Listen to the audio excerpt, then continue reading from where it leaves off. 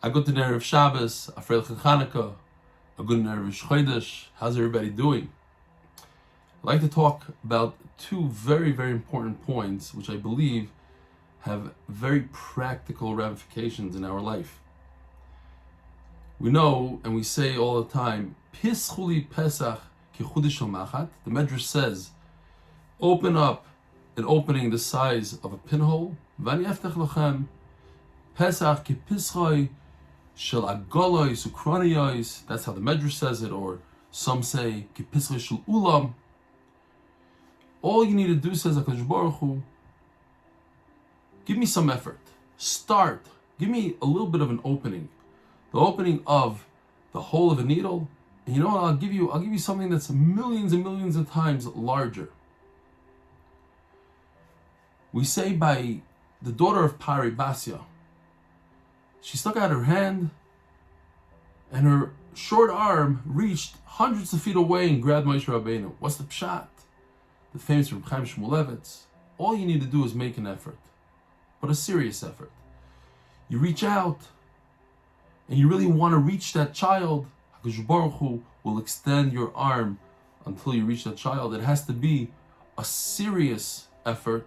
It has to be a hole through and through. It can't be a small hole that the thread can't go through. It has to be a hole that at least the thread can go through. But it has to be a serious, serious effort. And once you do that, the sky's the limit. We see the same idea by the Chashmonaim, Matisyahu and his sons. What were they thinking? Everybody asked the question, what were they thinking? A few Jews against a mighty nation, a mighty army. And the answer is, as long as you make a real effort, you want to give up your neshama, you want to be Mekadeshim Shomayim, HaKadosh Baruch Hu could give all sorts of brachas. Anything can happen. The sky's the limit. It's not just a story that happened thousands of years ago in Chanuka. This is true and tried. It's real advice. If you give 100%, you put in that effort, as small as it may seem, it goes a very long way. There's another very important point here.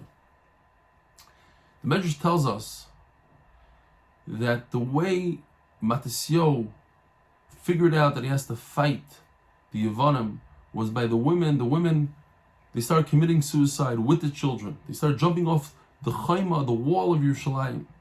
They're saying, look, you need to fight the guy. Now, any sane person would say, there's no way. Why would we fight the guy? Let's flee. How are a few going to beat the mighty? The question is the same. So logic dictates, run. But sometimes we learn from here that you have to take a stop, a hard stop, and reevaluate. We get into a routine, we get into a rut. We do the same thing every day. We go to the same place, we go to the same shul, same mikvah, the same this, same that, same learning. And we're content. Sometimes we need to stop and say, maybe we have to try something else. Maybe there's a better way to do it. Matisyahu, he stopped and he thought. He said, maybe these women are right. And then he said, you know what? They are right.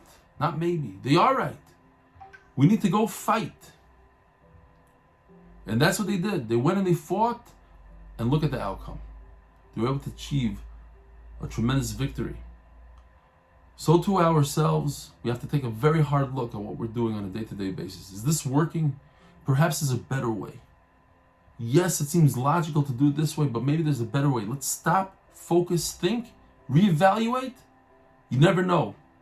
You might have that much better of a outcome. Rabbi Isai, let's take this Chanuka, the little spark, the little ner, the pach shemen, that little start.